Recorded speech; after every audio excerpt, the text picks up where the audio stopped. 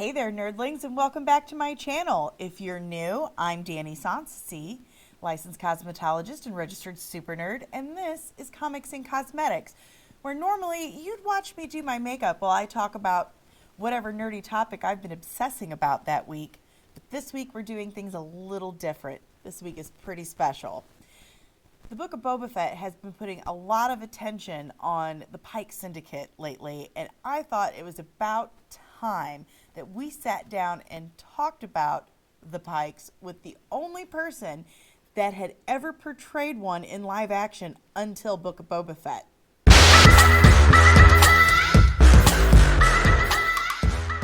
Hey there, nerdlings, and welcome back. As I just told you a few seconds ago, today we are doing things a little different.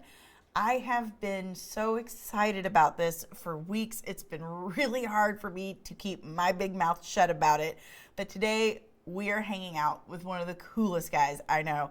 He is an actor for stage and screen, a creature actor, a Star Wars alum, and some might even say a boy band legend.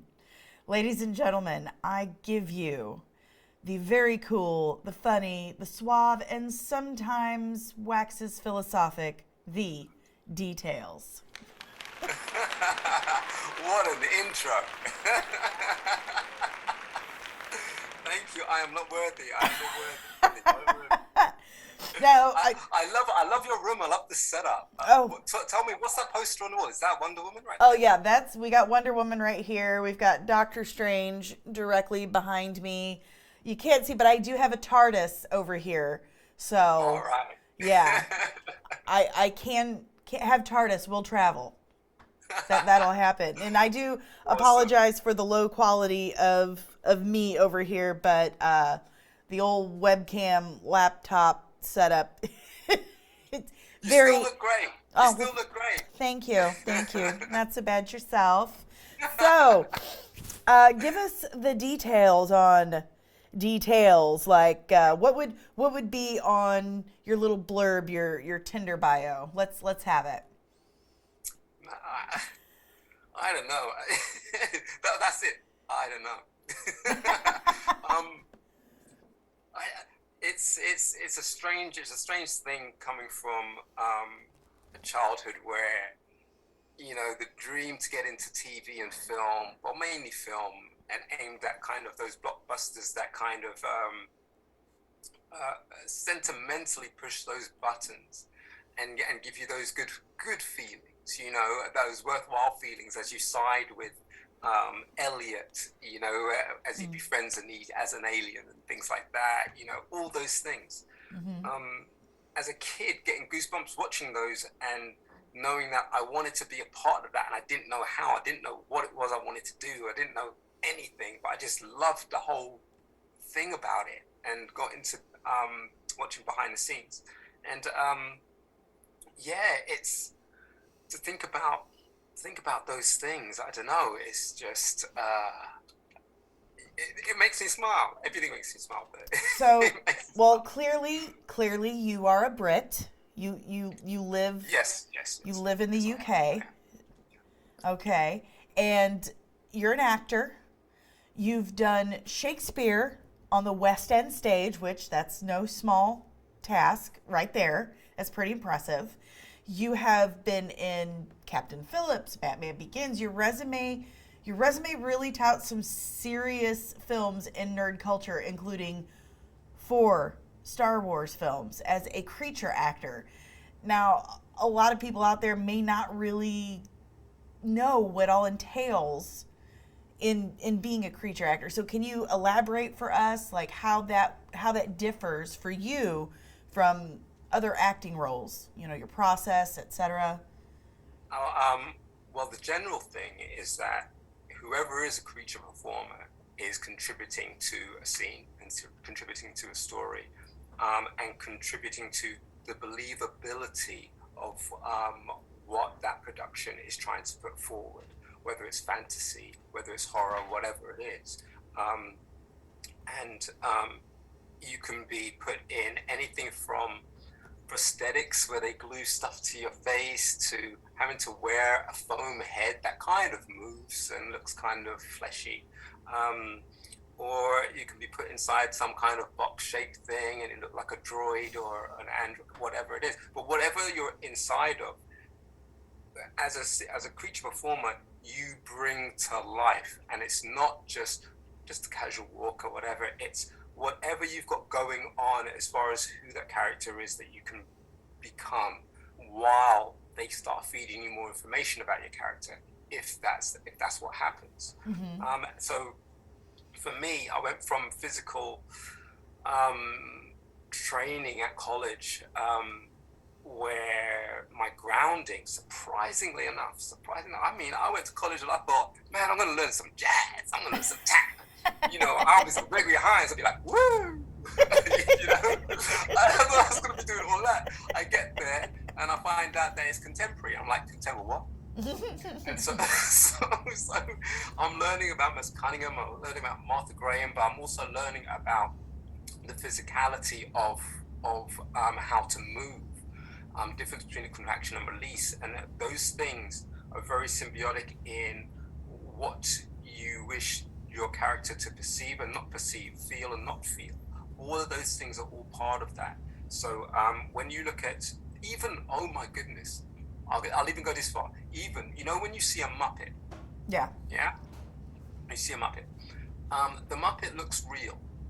It may not, aesthetically may not look real, but you believe that Muppet is alive, even as an adult. Well, you're relating to it. It's emoting in a way that you're relating to. So therefore, you know, in your head, it's real to you because you're relating. That's to right. it. But then what's happening is, if you watch one, you know, never stops moving. We never stop moving. Right. So there's those natural things you take in to embody something, from a Muppet to a creature to an alien to an android to whatever it may be, is part of your character development. And as an actor, the support you have while wearing one of these things, whether it's on your own or whether you're sharing the puppetry or the movement of a character or a creature, those elements all kind of they resonate through you as an actor. So it comes through all of your training. So as a trained actor, you say, well, this is my character. You know, he wears a suit, he wears a tie, and he carries his briefcase, and you know, he works in the city. Okay, he's on the train. That's all the information I'm given. So okay, so the way I sit, the way I carry myself, it's exactly the same if you're an alien with a big belly, you know, big floppy ears, or whatever, and stuff like that. Whatever environment it is, you know, you could be like, they could make Horton here's a who or something, but Horton, he'd sit there and he'd be an elephant. Of course he'd be an elephant on an elephant train or whatever it is, but that's what we bring to that scene. So even if it's something out of the ordinary for the actor's character, that has to balance, because there'll be a visual story for it, or there'll be a dialogue story for it. And so you get what it is, you take in what it is your character is seeing, because it's normally from the human's perspective. It's never from like the American Werewolf's perspective, man. Right. You know, well, how did you get into the creature acting? Oh wow. I did it unconsciously. Yeah, in a way that I understood everything from storytelling to what you see on the screen, because I grew up on loving the behind the scenes stuff, as well as enjoying the movie, and still not working out how they've done it. You know, and you know, it's editing, but back then it was just like, oh, camera tricks, and that title just covered everything. You know? Have you seen Shang-Chi yet? Oh yes. Ben Kingsley, he's talking about what made him want to be an actor was he saw these monkeys riding these horses, and he's like, so you thought that those were real? He's like, yes, they were acting, they were monkeys acting like they were riding horses. When you said that yesterday, you were talking about you know, watching that on TV and loving the behind the scenes. That is what clicked in my head, was Trevor Slattery. Like, that's right, they were monkeys, but they were just riding, they were acting. Oh my gosh. Yeah, and his character, but even he as a character was emoting eccentricity. Absolutely. From everything that he wore to the way that he waved his hands about and his eyes just all Yeah. over the place, you know, and he believes it. So in that universe, in that world, they have to believe what he's saying, whether they take him seriously or not. No, that relationship has to bounce off Right. one another. So that scene can only be as big as the biggest bounce they can give each other, or the biggest, you know, clap like that. So it's that kind of collaboration, and especially when, like, for example, here's something that was really, really beautiful that the whole CFX department noticed during the filming of Solo, and that was during the Sabat game.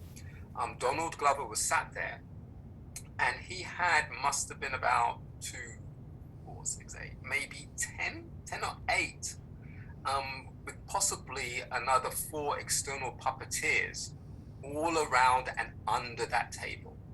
And in between the takes, you know, he'd chat to them and say, "Are you okay down there?" and whatever. But then as soon as they were setting up and getting ready, he was already interacting with them. He was getting that banter going, because they are designed to be, well, they're designed to be noticed, but also designed to be commonplace.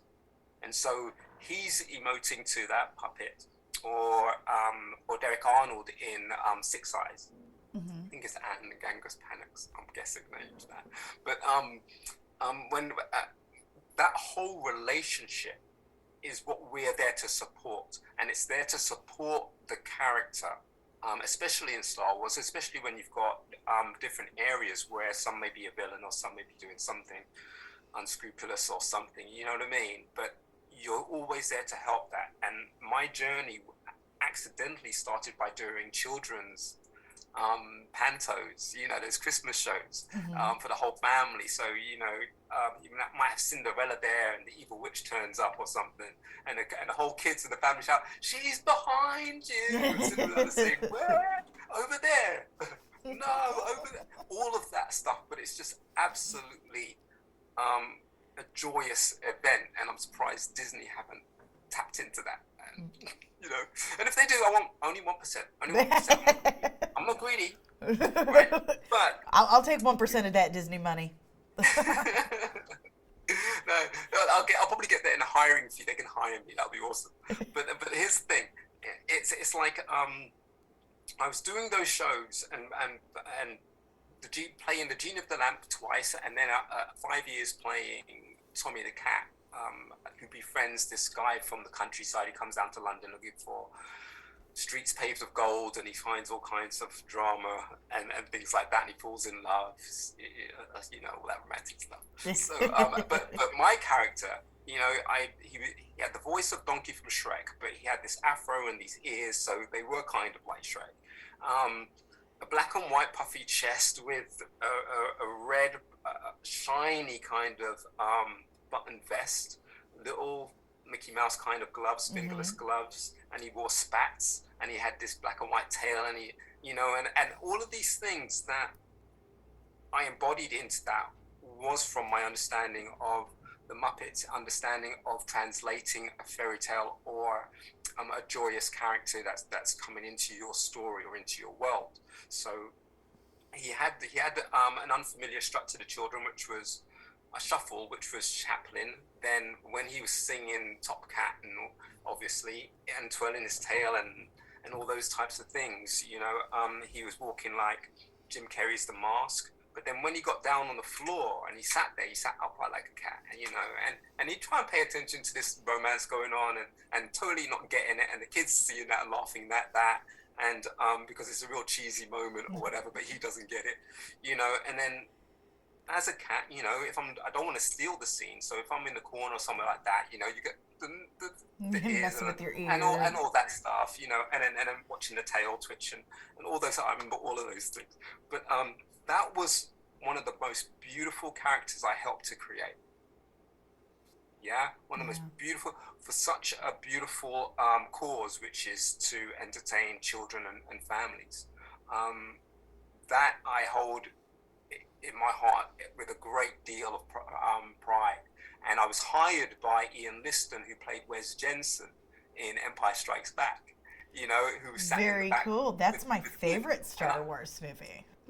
It's a lot of people's, and but I never knew this. I didn't know this until years and years after we were working. But and he sadly passed away a few years ago. But the friendship that we then had beyond that point kind of sealed the deal, because he then sent me like a signed picture of him sat in the cockpit or whatever, and saying welcome to the family, when he heard I was involved with The Force Awakens, but those things, that journey, and then being spotted by somebody like Brian Herring, who operated, one of the operators on BB-8, because you have Dave Chapman, Matt Denton and Josh Lee, inventors, creators, puppeteers, geniuses, and he was working on those shows, and all it took was him to mention me to Neil, which had Neil call me in for a meeting, and I thought it was just a casting, and it was just straight into fittings. It was like I'd been vetted, and all I had to do beyond that point was keep calm, keep cool, pretend you're not seeing everything. You signed an NDA, but that's R2 right there, and Yeah. All those types of things, and it just came down to, it got close, because then I'm like, in this moment, I'm like, I don't want to fail here. If I fail here, then it means I know nothing about what I think I know about performing. Right. And it just was so seamless, because everybody was of the same mind, and of the same kind of creative spirit in terms of what we were doing. And I brought everything that I would contribute to Star Wars if I could, and so did everybody else, and it was just amazing journey. Like you were a Star Wars fan before Yeah. you started acting in Star Wars films. Like what was that moment like for you when they said, "Oh, so we need you in Force Awakens"? How's that sound? Like, Well, yeah, and fun enough, asking the question that way is the key, because when I was going in for my fittings, nothing was guaranteed, right? Even got as far as putting on the costume and the head with my partner in crime, Tom Bell, who played Prashi in that scene with me. and to be clear, this is your role as Kratnus. Yeah, in my Force role as Awakens. Kratnus, in Maz's castle. And we had the fitting, everything looked great. They were all laughing, they were enjoying it. We were doing this funny language type thing, and working off one another, because Tom had to set me off laughing all the time type of thing. So I would hide my face, and then he'd whisper in my ear, and then it would just go all crazy. As if we were like gremlins. Imagine like gremlins, so Gremlins are cool with me. I'm fine with Gremlins. I love gremlins. And with Kathleen Kennedy. Mark, What? what's him? Dodson? Yeah, Mark Dodson did my voice, and Mark Dodson did the voice of some of the Gremlins. Oh, that's and I so found cool. that out later after, because I thought it was just my voice, and I was like, oh yeah, I was just doing the voice. And they said, credited Mark Dodson. I'm like, so, and I love it. I love Gremlins. That's so cool. But yeah, so when we were in that fitting, it's like, okay, right.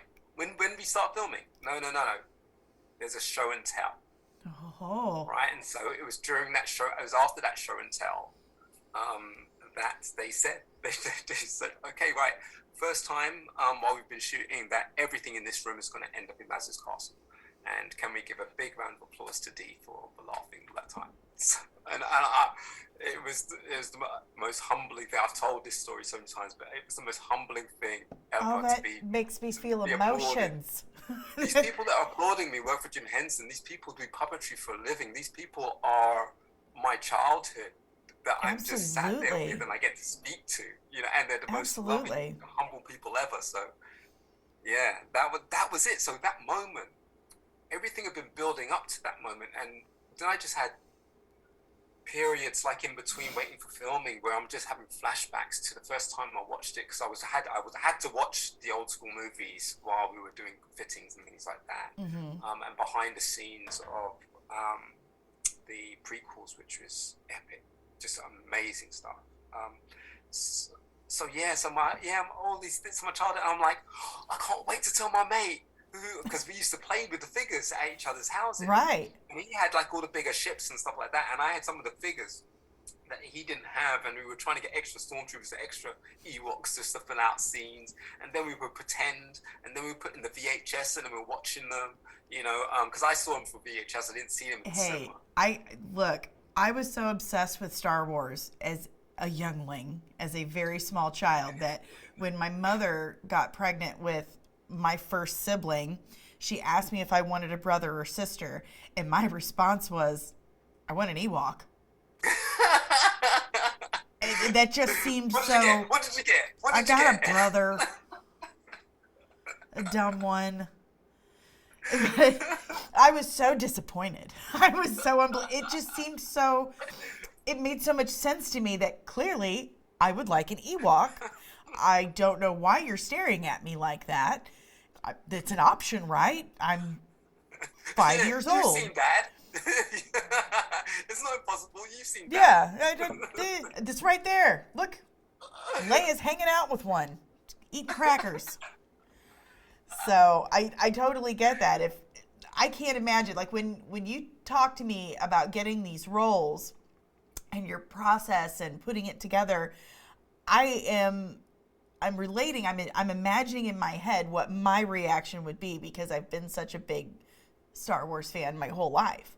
So, I mean, I feel that for you, buddy. I'm so happy for you. It's like years after the fact, and I'm so happy. And speaking of which, okay, so, I want to get to the real reason why we're talking about this today. So, after Kratness, you did Khan. Yes. And that was in Rogue One. That is my second favorite Star Wars movie. I love Rogue One. But that one has kind of a little bit of a story, because you weren't originally slated to play Khan. You originally slated to play K2SO. And then they decided to go a different route with it, but they picked Alan Tudyk to do his voice. So, I mean, it's kind of like, oh, I'm not getting that role now, but it's Alan Tudyk. So, like... Yes. Yes. Like, how do you get mad about that? You don't. Yeah. It's just like, you're just you like, know, it's like, okay, it's like fair enough. I asked Ryan Johnson if I could do the ADR, the voice for Slow and Low, right? And he said, yeah, sure. So I'm like, yeah, because that was in the UK. And Slow and Low was Last Jedi, right? Yes. Okay. Yes. And that was in the UK. So once it went to LA, I just thought, yeah, it's gone to LA. They're gonna change it. You're gonna change it, And I'm thinking, I hope they don't change it. And then next thing you know, Joseph Gordon-Levitt's doing the voice. And I'm like, so it's an amazing thing. So I was watching Brick before I even started on The Last Jedi. And at that point, I don't think I knew Ryan Johnson was on it, coincidentally. Mm-hmm. So I wasn't keeping tabs that tight. But then when he was there, I was like, do I tell him that I just love Brick? Do I tell him? And I never got around to, right? But I did get up the nerve to ask him if I could do the ADR. Mm-hmm. So there's that kind of connection there, right? Then there's the Joseph Gordon-Levitt thing. It's just like, you can't argue with that. It's just like, of course, and then it gets to that point where he's named after a Beastie Boys track, so that's a triple barrel thing, right? But with Con, it was this whole process, like I keep saying, I love behind the scenes, and I was involved in actual behind the scenes thing where they're developing this android who's going to be traveling with these characters, and there was no personality nailed down at that point, other than just getting the suit to look right. Mm-hmm. And so we spent a couple of months, I think, they spent a couple of months designing that thing.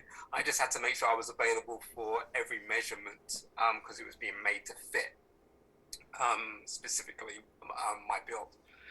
And it was also being made as a hero suit. So it's big close-up material, and it was beautiful. It was beautiful. And I turned up one day and they said, "Oh, I turned up on the day of I was supposed to be filming," and they said, "Oh no, you do know we're going another way with your character now." And I'm like, "Okay." The next question has to be really important. Okay, what do I ask? Well, am I still in it? Absolutely. And the answer came back yes. So at that point, I couldn't care less, even though I knew something had happened, which I was going to later find out about. So I later found out that it went through several design concepts, and gravitating closer to that, those big dome droids that had those big gun hands or whatever in the Clone Wars. So he's kind of like the skeletal of one of those. So if you took all that armor off, that's what you would have. And then obviously with something that looks like that, you go in CG. Next thing you know, well, it's being developed and Alan Tudyk. And I saw it, and one day I was walking from one of the studios, and the Lucas building was on the right hand side, and I saw him get out of a car and go in. I was about to go. I was like, that's Alan Tudyk. He's doing my voice, right. That's well, he's doing my character, or whatever. But he made it his own. It was beautiful. But you remember, like I was mentioning the prequels. I was watching them, and I could see Ahmed Best, behind the scenes as they were like developing Jar Jar and the suit and walking from one set to the other, and he had everything on. I'm thinking, wow, one, it's the first time I've seen a black guy in that kind of a position with a principal character like that. And the other thing is, it's like, wow, he's a part of that whole entire process, and I hadn't really thought about creature performing at that point. Like, I might have been doing pantos, but for me it wasn't creature performing, it was like entertaining the children skillfully, right? Painfully at times. But I hadn't really thought about it. And I came away watching that thinking, even if you didn't want to be a creature performer, would you want to be a part of something like that kind of process? Like, yeah, I'd rather be a part of something like that than not be a part of it. Even if it's a design well, I think your work ethic let's just come out and say it, you were in a massive boy band in the 90s called Emanate. You were huge. I mean, you were on the Bad Boys soundtrack. And I got a little something for you as an earworm. You go look it up now. You'll be humming it for the next month. My 13-year-old still is. But you mentioned that you did the choreography. And that's on top of the music and the performing. That's a lot of work. And it just kind of leads me to notice that you were used to putting in that kind of level of work and passion into something. So you transitioning to creature actor for Star Wars, I mean, you're like, whatever, I got this. I'm used to working my ass off. You're 100% right, but it's that thing when you're there, you feel like you're home. You feel like you're there with people that have the same level of creativity that you have. I think that's been probably one of the struggles in the roles that I've gotten, or the roles that I've picked, or the jobs that I've done in regards, or wanted to do in regards to looking at it and thinking, wow, that looks like it could be really, really good. And you get closer to it, more you get closer, you're like, no, that doesn't look good. And wanting to create something on some kind of level, and you have all the talented people around you to create it, but they don't see it like that. I might see something that looks like a Jerry Bruckheimer production, with some really blockbustery, really good quality on the screen from a certain point of view or whatever. And someone else might be thinking, no, I like the way it looks in Downton Abbey. We should just shoot it like that. It's that, and that's always been my contrast with everything. So even with Emanate, there were roles that we facilitated, from the lead singer singing lead. He could write, he could produce, G-Man, he could do the same. T could do the same, but then also we could train each other with warm-ups, with acapellas and things like that. And T was always kind of ruling over that side, coming from a church background and things like that. So there were all of these things, and for me, being possibly the weakest singer, I was gonna fill in. I was gonna do the BVs. You've heard it here. Dee referred to himself as the weakest singer. Yeah, so I could do the backing vocals. I could when they're singing, when we're doing the choruses and things like that. If someone wants to jump off and do ad libs, I can cover that chord. Normally it would be K's, so tenor. So I go from tenor to baritone quite frequently. But then I would bring the raps. Yeah. Then I would bring the styling. Then I would bring in the choreography. So it was about bringing the show. I was used to watching MC Hammer, Prince. I auditioned for MC Hammer while he was putting together Too Legit to Quit World Tour. I got to meet the new power generation. So my influences were at that level. The way I was dancing back in the UK, because I was dancing trying to get an equity card so I could go to castings, because you couldn't have that without that. But dancing meant you could get the contracts and then go to an acting casting, so I got into that. And the way that I was dancing was only appreciated if an American came over and saw it, because it was very West Coast. Whereas in the UK, it was very much, if you've seen Snaps, I've got the Power video, you'll see Hudson and Dean, so you don't even know their names, in their suits dancing with their red shoes, and it was just like that. Yeah. It was just like that, right? And then you watch the Pet Shop Boys, and then they end up doing it for that. But they would stop and stare at side of the stage when Bobby Brown came to town, and even British girl rappers. You'll have to do your homework here. The Cookie Crew, amazing girl rappers, and they had these 3 dances called FDM, Funky Dope Maneuvers, and that's kind of where I started, like idolizing them, as well as Breakdance the movie, and things like that. So everything that I loved wasn't British. Everything that I loved about entertainment and value and concept wasn't British.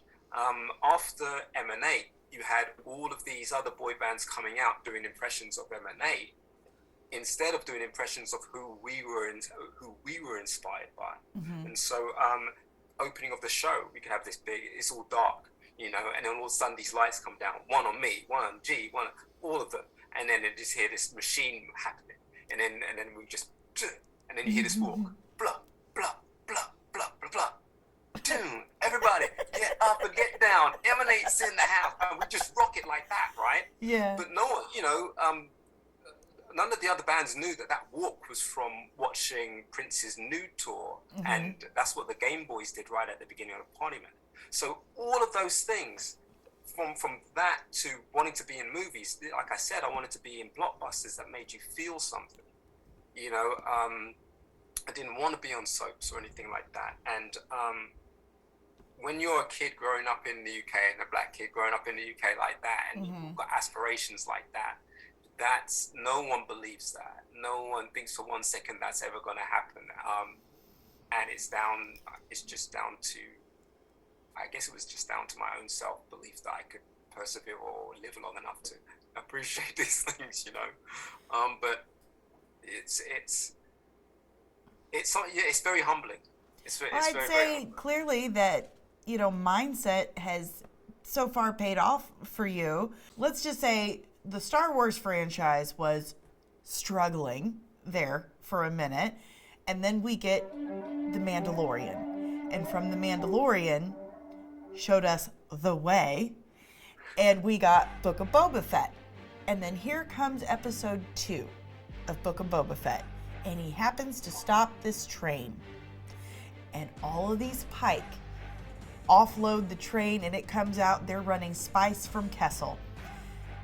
I was watching this episode very early in the morning, and I stopped it and I started screaming. Like, I had to yell for Dave to come in and look at this, because your biggest role to date, I don't think you're done. I think you're coming back. I think there's something going on that you won't admit to, and you can't convince me otherwise. But to date, your biggest role in Star Wars was Quay Tolesite in Solo, a Star Wars movie. He's the administrator for the Kessel Mines for the Pyke Syndicate, who happens to get his ass totally thrashed and murked by Kira, Miss Emilia Clarke, the mother of dragons herself. That's on my CV, by the way. I get Dee has his ass handed to him by the mother of dragons. So that's it. Hire me. Absolutely. I mean, you, up until episode 2 of Book of Boba Fett, you were the only person to have portrayed a Pyke in all of Star Wars in live action. The only one.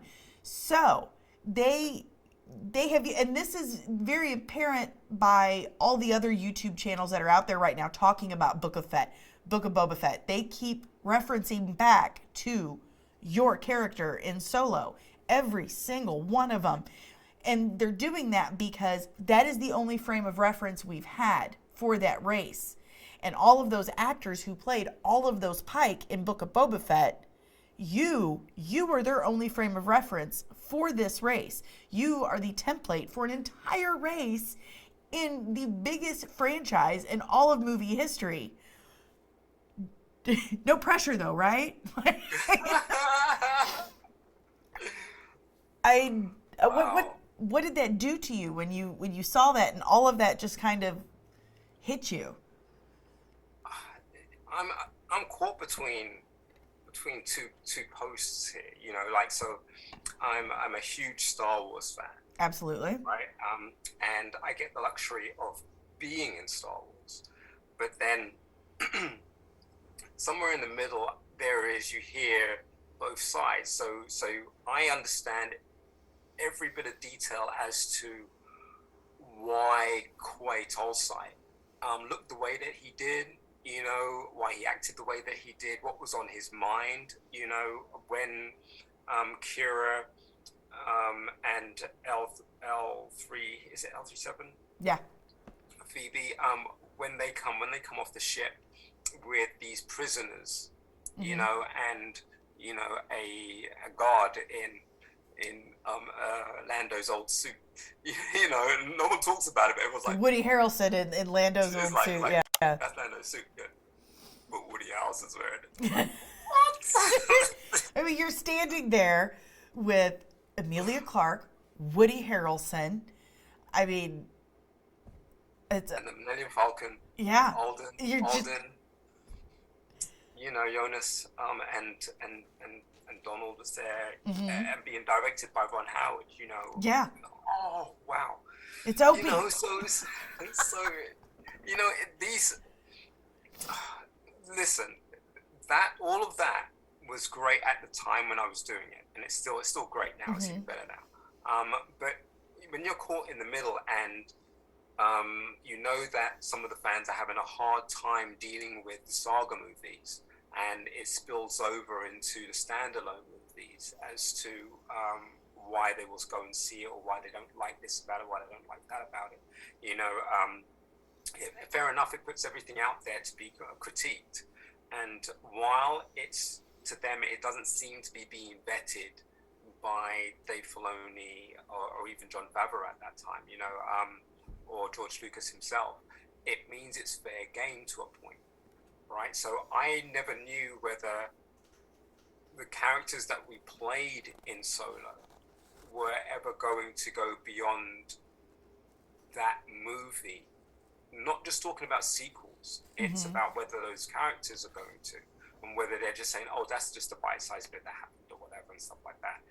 Especially when it came to Quay Tolesite. So it was like, well, they could reboot, well, Lucasfilm don't reboot, but if they wanted to go a different direction, they could. It's like the Pikes that we've seen in Boba Fett. You know, I kind of see the soldiers, you know, they're looking very basic, you know, in their headgear, and it gets a bit more elaborate when you get to those who are in charge. I'd like to see, like, the head honchos have those big cones, and we get that classic look. So there is like this evolutionary hierarchy or something, you know. But seeing that after that whole period from about 4 years, 5 years since Solo, and not knowing, and just thinking, well, yeah, I'm Pyke, yeah, I'm in Solo. It's just like, yeah, the only one you've seen, yeah. Like for me, not knowing if it's canon, me personally, not knowing if it's canon now or if it will remain canon, or if this is just, just a phase, and then everyone will forget it, and then they'll move on to how they want them to look. They didn't. No, they didn't. Yeah, and they honored, your character. so many people. Your character is getting a lot of attention right now. But they honored so many people, not just me. The designers of Quay Tolesite, from the way they looked, from the way the clothes hung, the wardrobe department, the colors, everything. Even possibly looking at me as a template and saying, well, look, this is how we moved or whatever, or this is who you're kind of representing, but you're a bit more swaggerish like that or whatever, or a bit more laid back. And technically they wouldn't be as intense as Quay Tolesite. Quay Tolesite had a few issues, he had a few things going on. The only thing he wanted to do when they arrived was slowly bring them deeper and deeper and deeper into his place of work, so that it would be harder for them to leave, in the sense that he wouldn't let them. So they were all going to be captured, and the Falcon would be mine. I'm just saying. The pretty Falcon, actually, it would never got beaten up. I felt like, when the Pyke come out, and we all recognize, okay, those are Pyke. We know who they are. And then Boba just kind of reconfirms what we're already thinking. He says it out loud. Are you running spice from Kessel? And we're all like, oh, I know who he's going up against. Like, I know what's happening. Because at the end of Solo, after Kira kills you, like stabs you in the chest. Oh, man, like she totally... I love her for it. She just really stomped your ass. Like, She was lovely on set. Yeah. She had an amazing laugh. If something tickled her, you would hear that laugh. And funny thing was, her and Phoebe were singing an E17 song, and then I joined in. It was a British band, and then it fell out of my mouth, and I said, "Oh yeah, I toured with those guys. I'm just bantering." And then they just stopped and looked at me, and they said, "What do you mean you toured with them? What did you do? Who are you?" Did you totally impress Amelia Clark? They stood there singing, "I've got a little something for you." Are you kidding me? I've got my head on, so they can't see the tears. Oh my God! The mother of dragons sang your song. Oh my! I'm trying not to cry for you. Oh my gosh! You got me feeling lady emotions. So many beautiful moments with Star Wars. In filming it, and being a fan, being able to appreciate these moments. There's a great sense of gratitude, but also a great sense of feeling worthy. Like, I actually have something to actually contribute.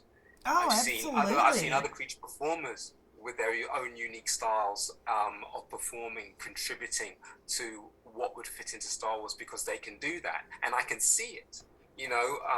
From a small actor to a tall actor to a large actor to, it's absolutely incredible what the CFX department can put together, and the talent that they can grab. I've just got a sneaking suspicion, because first of all, it's been reported that Harrison Ford was in London filming for Book of Boba Fett. So there's that. I'm going to do with that information what I will, because I'm familiar with where you live too. So again, I'm just going to repeat, there's nothing you can say to convince me otherwise. Something going on. And it's got a lot to do with Lady Kira, because she's Lady Kira now, because if we all remember, Quay's been dead about 15 years. He died 10 BBY. No. Fill me in on what's going on. Okay. I get a little bit lost with Solo took place in 10 BBY. So in Star Wars world, you have BBY and ABY. BBY is before the Battle of Yavin, which is Star Wars A New Hope. And then you have ABY, which is after the Battle of Yavin, which is everything after A New Hope.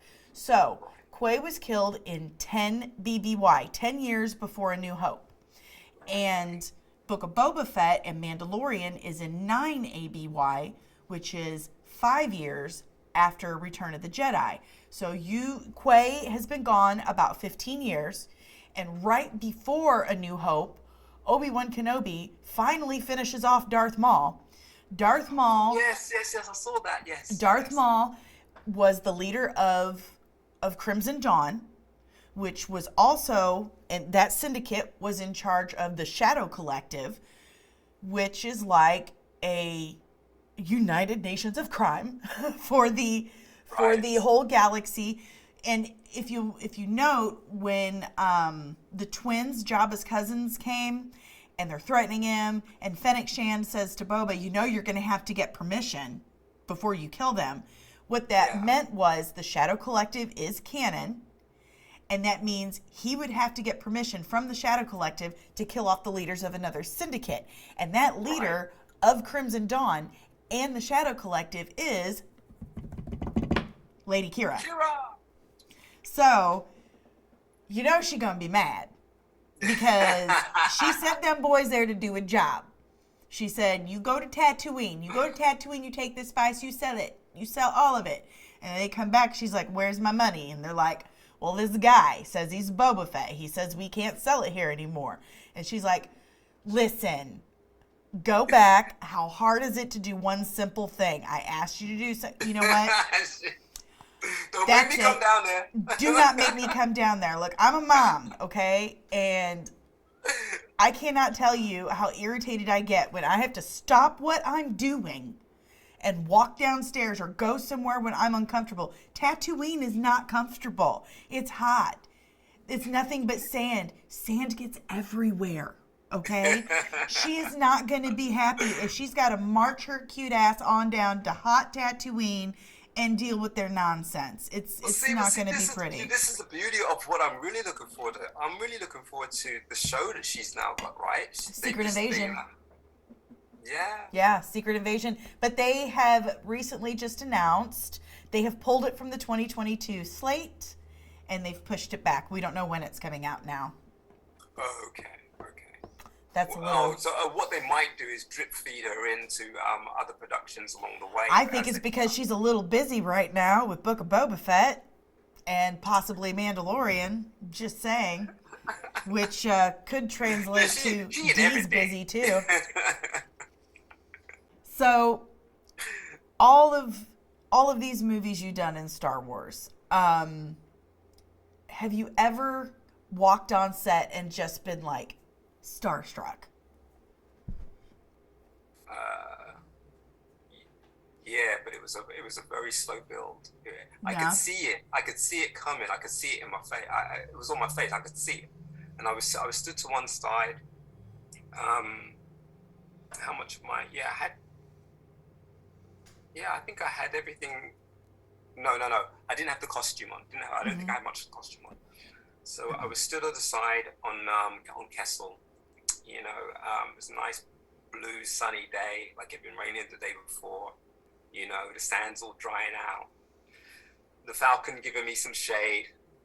You know, just to my right, you had Jonas, you had Alden, you had Donald Glover, you had Phoebe, you had Amelia, you had Woody Harrelson, and you had Ron Howard turning up, which was my first day back, you know, with Ron Howard, and Ron calling me over to join, you know, because I'm like... By name, calling you by name. I'm like, I could come over and stand there, but I just need to take a photograph of this mentally, this moment right here, you know? And he called me over, so I came and stood with him, and he talked us through what was going to happen, you know, and he reassured us that the transition was pretty smooth or whatever, and he's really excited to get going. John Kasdan, I love John. John was stood right beside him. John was the writer, and those two worked so beautifully well together. They spoke the same language, and John's writing, and then how Ron wants to interpret that and put it together, and he's like, that's great, right? And John's like, yeah. You know, just being able to facilitate that energy and that creativity, and then also so I'm stood taking direction from Opie. You know, I grew up rushing home from school, hoping to catch happy reruns of Happy Days and Adam West's Batman. You know, that was my routine. I loved those shows, and here I am, stood on this set, and I know everyone's buzzing. I know the crew's buzzing because Ron Howard's here. You know, I can hear that, and I know it's because he's done this movie, he's done that, he's done this, and all I'm thinking of, this is Richie Cunningham.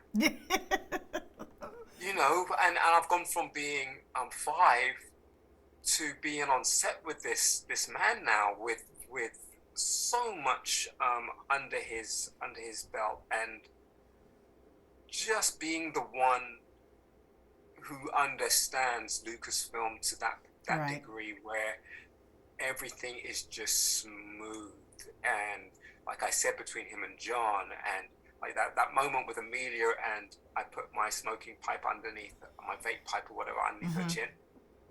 That was totally Ron's idea, you know, and it was so out of the moment, because normally they would give you a stunt thing to do, yeah, because this thing is pure metal thing or whatever it is. And I asked about that, and I said, oh no, don't worry about it. And Amelia was fine with it. I'm just like, I'm the only one there going, oh my goodness.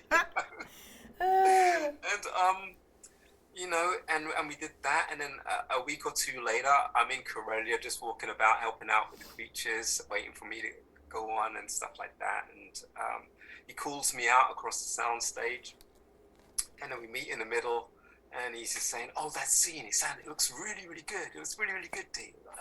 And I'm like, awesome, because it wasn't scripted. It was just, does it work? Doesn't it work? And it looked perfect on the screen, because he and John made it so. Right. You know, but that was my moment. I think he had a little something to do with it, maybe. I mean, it was you performing it. But that was my moment. I got to do that for Ron Howard. You know, it's a real childhood thing. You know, a real childhood. I got goosebumps. Yeah. I get them 24/7. Oh my God. So you and I both really love The Mandalorian and Book of Boba Fett. We really nerd out on that stuff. I mean, what was your reaction like? Because, you know, there was really no build up to Mandalorian. It was basically just there. It was so little build up that people were actually thinking that this was going to be a Boba Fett show, and then turns out no, it's some random Mandalorian, and we spend pretty much the first season just figuring out his name, who he is, what he looks like. What was your reaction like when you sat down and you actually started watching Mandalorian? What Dave Filoni and Jon Favreau had put together? Well, I knew that those two cats were involved, and I had been watching the Clone Wars and the Rebels and all these types of things, being a complete fan of Dave's love for Star Wars in that context. And so when this came along, I mean, I remember having an action figure of Boba Fett, and then a larger figure, which I've still got them in the attic, I think, somewhere. And but that was about it. He looked cool. He had a rocket pack on, like a Rocketeer or something. You know, he could fly. There wasn't much I felt I could actually do with in context of playing with this character, because he's very sparsely about. You know, so because we like to reenact these things when you're kids, you know, and then play imaginary stuff with him flying off, fighting Superman or something. But you know, that was all I knew about the Mandalorian. I knew about them subtly from the Clone Wars, but I wasn't that invested, because I was just getting lost in their monarchy and things like that. And I was like, okay, all right, yeah. It doesn't really tell me who Boba Fett is, you know, and I'm being told about these new people, you know. Okay, cool. So, you know, so when it came on, I was prepared to learn as much as I could about Mandalorians, you know, in whatever they were going to throw out there. And also, there was a part of me that was a little bit relieved that it wasn't Boba, you know, and it wasn't about Boba Fett, because I liked that mystery. I really did like that mystery about the character, and there was no context for him just to pop out of the blue. It was just I would have accepted it, you know. Yeah. Was it? Nando says, "I don't like it. I don't agree with it, but I'll accept it," or something like that. He says something. He says something like that. Someone will correct me. I feel Pedro Pascal is just made for that role. I don't think anyone else could have been put in that role. He's killing it. It's amazing. It's amazing the people that you just discover that just have this, that just fit right in. Right. And just kind of just get it. When I saw that, and I saw that it was about this guy, and I felt cool. We're all going to get to know this guy together, rather than those people who've done their homework on Boba Fett, and like I haven't done any of that. You know, I thought, okay, this is cool. And as soon, it's just, I mean, I'm a big fan of High Plains Drifter, Pale Rider. You know, like Westerns, those movies, those mysterious character type ones, where it's almost like it's some kind of Twilight Zone. It's some kind of like futuristic version of a Western, but it's set way, way back, and he's riding through town, and you don't know whether he's a ghost or whether he's the rider of death or something. You have no idea. But that whole aspect to that show, and that show letting those characters breathe without convoluting it with so much dialogue, and you have these beautiful moments of Mando kind of toying with this decision. Do I? Don't I? This is a kid. You know, all of a sudden, this kid has latched onto his heart to a point where, look, if I'm picking up a bounty, that's one thing, and it's a dude or it's a villainous girl or something, whatever, that's fine. This is the kid. You know, pulled me right in. I have never seen anything on TV, anything in cinema, that has taken me through every worthwhile emotion while watching that. Oh, I agree. You know, and like season 2, the tears were flowing, but season 1 locked me in to the point where I said, I'm not watching season 2 as it's being aired. I'm going to wait for this all out and then watch it. And it was end of episode 1, season 1, episode 1, where he's just like, you know, pointing into the crib at the baby's reaching back. It's just like and God thing. Michelangelo. That got me. I was like, oh, it's a puppet, but I want to love it so bad. That's the thing. That happened to me intensely. It happens when I'm there, and these guys are so good at doing what they do. But I was on the other side of the stage to where they were filming the Sabacc. Matt Denton was there putting together a BB-8 because I know they were shipping a few over to Lucasfilm and things like that, and training people how to use them. And he was putting it together, and he's telling me about it, and I'm sitting there, I'm just marveling at it and stuff like that. And it's like, if I was reading the instructions for it, it'll all be in Chinese, and I can't read Chinese, you know. And he could tell me how it works and how the gyroscopics work and whatever, and my brain does not want to understand. I want to understand. My brain does not want to understand, because just after that, you know, I was like, okay, cool. I went to have another walk around the studio just to keep busy while they're waiting to be cool. Next thing you know, BB-8's rolling alongside of me. I know Matt's doing that, but when you've got this thing rolling alongside you and he looks up at you and he's beeping up at you and whatever, it's the most adorable thing ever. Yeah, and I defy anybody to go through that experience and actually understand that this thing is not alive. It's alive. It's a puppy dog. It's beautiful what they do. It's beautiful what they do. So for me also, when you see any like in Book of Boba and you've seen the twins, you know, I expect to see CG, I expect to see puppetry, I expect to see people in suits, I expect to see stop motion. These are all the realms of fantasy and fairy tale, you know, that are evolving back in the day, you know, Jason and the Argonauts, you know, and Clash of the Titans, you know, all you had was stop motion and a bit of how you're going to make that work with the screens and the actors, but that was enough. You know, Empire Strikes Back comes along. You've got puppetry, you've got all these things, and one of the best scenes ever. Absolutely. You know, you have Han Solo and Luke Skywalker riding on Tauntauns, which are stop motion. Yeah. And you know it's stop motion, and you don't care, and you know it looks damn good. You know. Speaking of which, so, you know, we tried this yesterday and stuff went south. But when we tried this yesterday, I said, you know, you've mentioned you're a Star Wars fan. You're a bit of a nerd yourself, but I wanted to test that. I wanted to test just how strong your nerd is. You game? You want to play a game? Yeah. All right, so I'm just going to ask you a few questions, maybe some word association, and I'll start off easy. We'll start off with who shot first. On. Absolutely. There's one. I made the Kessel run in 12.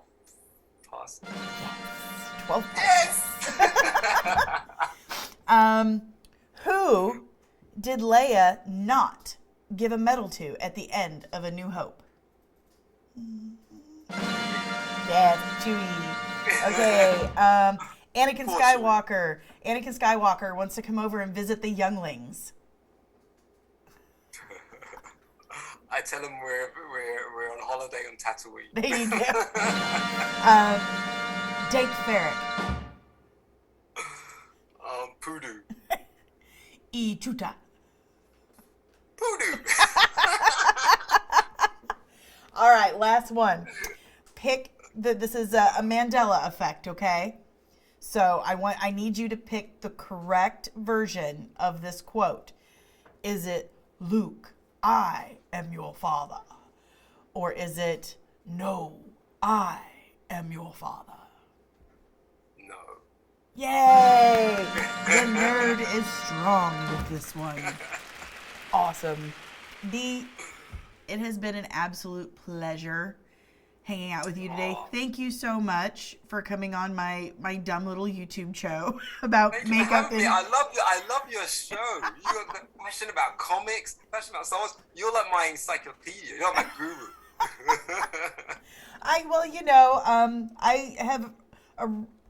I don't prioritize my knowledge correctly. I can't balance a checkbook, but I can tell you what year Boba Fett was born in. I'll take that. I'll take it. Guys, you can follow Dee on Instagram and Facebook. I'm going to throw those down in post right here below. You can follow his professional sites right there. You can see him on Disney Plus in The Last Jedi, The Force Awakens, Rogue One, Solo, a Star Wars movie. You can see him on Jekyll and Hyde on PBS Masterpiece. You can also see him in the movie Art Ache on Amazon Prime. Am I missing anything else? I mean, you can always YouTube Emanate. Yeah, Arg and the Quest for the Golden Dragon Skull. That's coming soon. That's coming soon. That's kind of like a D&D, kind of these tiny little characters with my face on and some other characters' faces. Oh, man. And it's totally ridiculous, like Monty Python. Absolutely nuts. You had me at Monty Python. Okay, cornerstone of my personality. John Cleese, Eric Idle, Terry Gilliam, Terry Jones, Graham Chapman. They formed who I am without even knowing me. I love Monty Python. They were so silly, but they were brilliant at being so silly. It was. And I did TV production in high school, and I did my own versions of the spam sketch, and it was just life changing. Look at me now. Yes, indeed. I think that's about it. What else have I done? I did Stargazer, which is gathering a lot of interest and picking up quite a few awards with the what do you call it? The film shorts awards and things like that all over America as well as Europe. Very Stargazer cool. was written and directed by a student called Arvin J, and it was one of their final year projects. And the producer that worked on that was the producer I worked with on Arte called Claire Cahill. And she said, "Oh, there's this thing you might be interested in. The student, he's got something. He might." I said, "Send me the script. Let me have a look." You know, they sent me the script, and it was beautiful. And the only thing different about it is that it's on a spaceship and it's set in space, but they've got issues that that they need to resolve. Right. And they're deep-seated emotional. It's just a snapshot. Like, you haven't seen what's happened before. You haven't seen what's going to happen after. You're seeing this moment right here. And to be a part of that, and to know that it's receiving the accolades it's receiving from these film festivals, I'm very proud. I'm very proud of those kids who put that together. Absolutely. And it tested me. I had to, I dug deep for some of that stuff, but it's very good. But that's I've been doing some stuff. I hope you see me in some more stuff soon. I have a very strong feeling we will be. I don't think Star Wars is done with you. Again, I think you're holding back because you have to, and that's fine. We'll find out soon enough. And when we do, I get to say a real big fat "told you so." I was right. But again, guys, thank you so much for tuning in today and hanging out with Dee and I. If you like the content that I'm putting out, please hit like. If you're new, please hit subscribe. Don't forget to ring the bell so you get right there. So you get notifications when I upload and ramble on and, occasionally do my makeup. But again, this has been Comics and Cosmetics. Have an awesome and nerdy day, my little nerdlings, and I will see you in the next one. Bye. May the force be with you. I love your show, hon. Oh, that's the wrong one. Yeah. Bye.